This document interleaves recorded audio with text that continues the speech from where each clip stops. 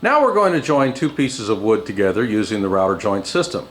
We've got two pieces here, and in this case one is thicker than the other. However, it doesn't necessarily have to be. We're going to cut a piece of thin material laying down.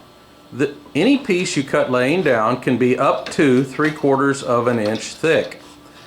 When you use thicker woods, be sure and cut very, very slowly. Thinner woods you can go a little bit faster on, not have to worry about. Now, to set the position of the wood, we have a gauge block. The gauge block has a small rabbet on both sides. The function of that rabbet is to compensate for the difference in diameter between the bit and the guide bushing. We place the template up against the guide bushing, block, and push the wood up against it and against the end block simultaneously. Push down on the center bar and just spin the nut down closer to it till it stops.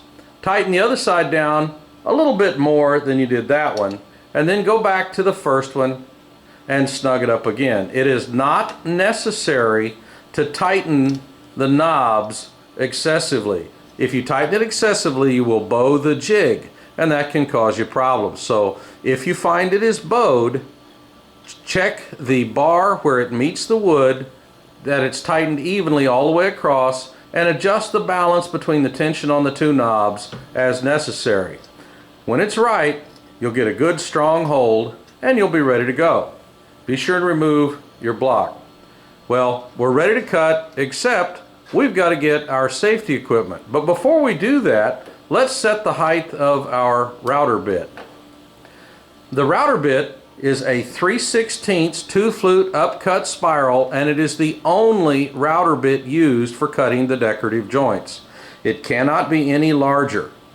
Now, the wood is placed in the jig first, and then the router bit is set so that it's just the height of the wood plus maybe just a couple of thousandths of an inch. Doesn't take much. That means when you go to the other side, the depth will be automatically set.